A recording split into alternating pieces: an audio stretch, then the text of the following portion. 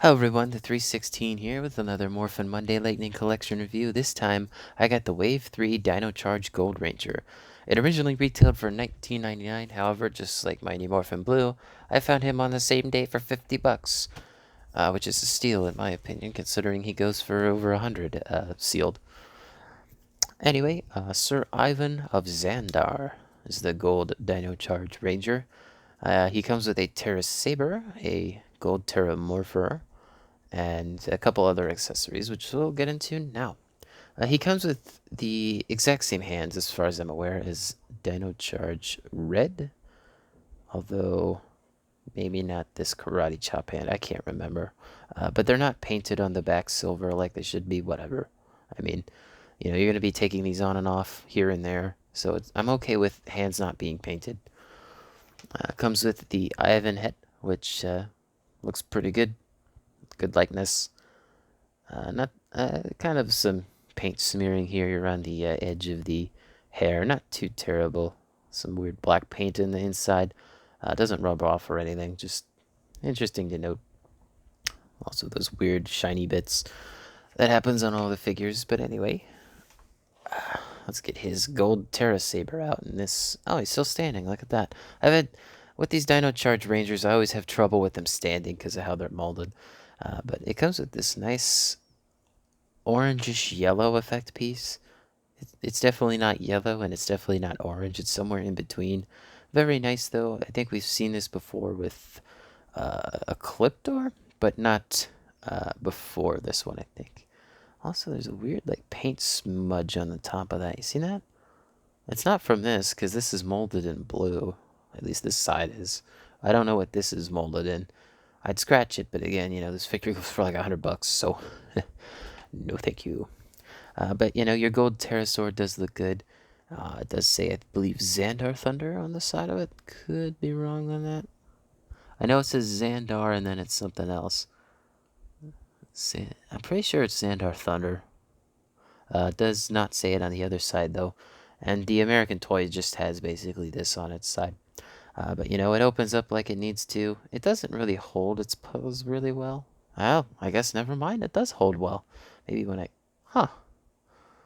Alright, well, I guess doing things on camera is better for me than doing it by myself. There you go. It flops open from time to time, but you can see that there is an indent here and it fits in that peg. The handle isn't circular, it's a bit square. Sometimes it can be difficult to fit it in the hand, but I just shove it in there. I haven't seen any paint chipping on the hand, so just shove it in there and you're good to go. Oh, he's standing just fine. Look at that. Yeah, no paint chipping. And then let's take a look at his gold Terra Morpher. You can't actually take this off. All you need to do is pull up on the hand here to get that loose. And then you can bring that to the forefront. But it can be difficult to take this off. I recommend taking off the hand. This is... it's a challenge, but it can be done. Alright, I'm doing this off camera because it's a little easier. But you can see in the back of the box there while I'm doing this off camera that he does not have the Morpher on his wrist. I think for display purposes I'm going to leave mine on. But as you can see, it's a separate part. And I can get this back on. Didn't really want to come off. I don't blame it. You can definitely tell it's a bit yellowed, but that's fine. Here is our Morpher, which it has a good amount of paint on it. It's molded in blue, and then they added the gold paint, the black paint, the red on the eyes, and the little silver here. This does not move at all, to actually be like, gold, Terra, Morpher, whatnot. I don't know how, I haven't watched the show. I seen that one clip where he morphs for the first time, like, ages ago. Anyway, good little Morpher. But anyway, I say anyway too much. Anyway. Let's take a look at the actual figure, and I'm really surprised by how much I like this.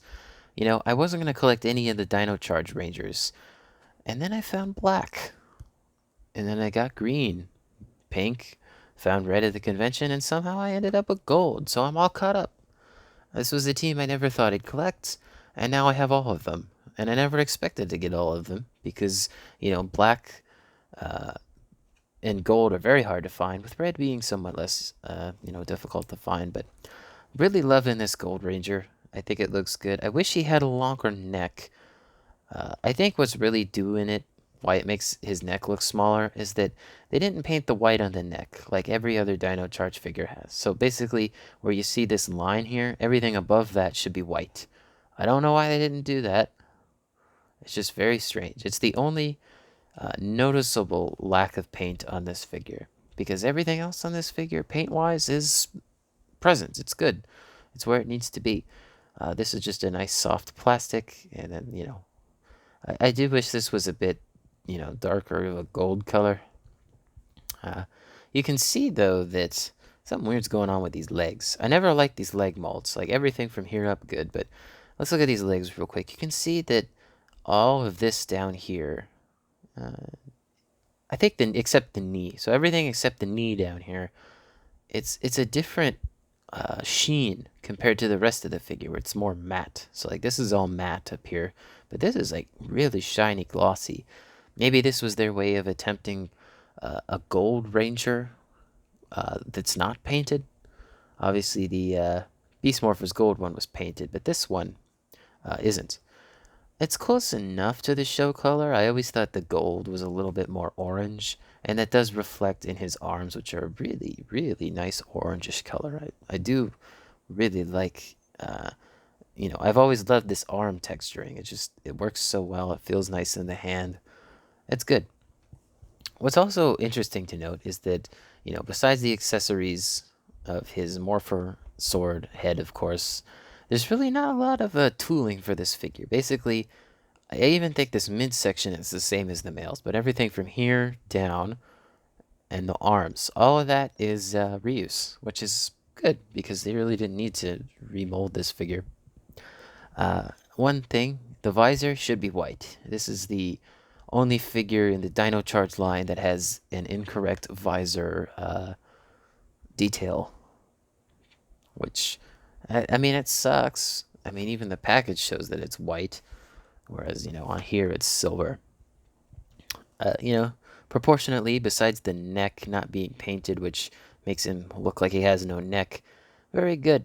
I really like that they even have this spiky bit up here. It is a different mold, it's a different mold to the helmet, but it's fused to it, and it's just a really soft rubber. Just be careful on that so it doesn't break off. Also, this comes off very easily.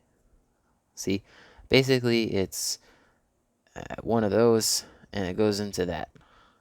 And because it's rubber, sometimes it can be hard to put it back on. You just gotta be careful with it. You shouldn't need to stretch the plastic either. Alright.